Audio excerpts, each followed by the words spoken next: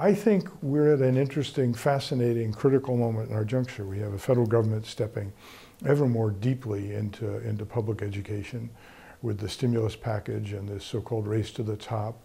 What will happen there, who knows? The cliche, the opening lines of Tale of Two Cities come to mind, best of times, worst of times. We are in trouble in many ways. We are not producing enough highly skilled graduates who are capable of being productive citizens and enabling the country to compete with other nations. We're falling behind in the percentage of students going to college, let alone graduating, and we do have a pretty high dropout rate. On the other hand, we have some wonderful schools. I mean, I'd say about a third of our schools are as good as schools anywhere in the world. I think this narrow bubble testing regime is forcing teachers to be ringmasters.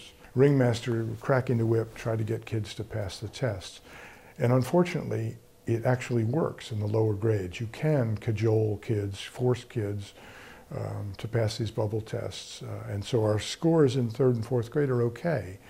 What they do is they tail off in eighth grade and beyond, in my view, because no real true learning has gone on. I grew up on a small farm in Connecticut, one of the last working farms in that part of southern Connecticut.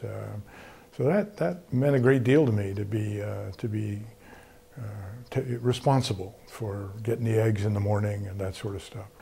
I got a chance to go to Harvard and in an experimental doctoral program, took a job with a think tank in Washington in 1974 and realized pretty quickly that I wasn't suited in any way to sitting around thinking, and persuaded my boss to let me start a forum on education.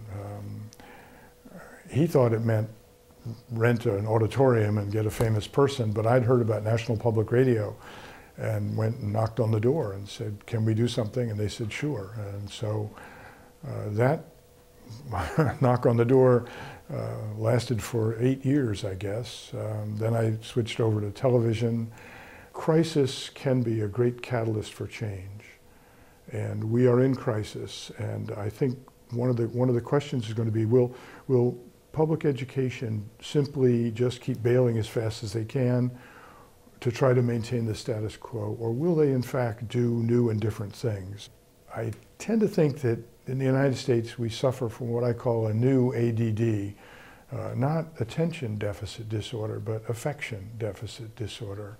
I think at some level we care more about kids' test scores than we do care about kids. I think there's some wonderful models of what can be done and what should be done, in my view, so that we focus on really much more on the whole child and enable kids to grow. That doesn't mean you just let kids grow as if they were wildflowers.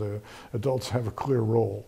But I think we need to care more about the overall learning of kids and not just about whether they're passing the tests.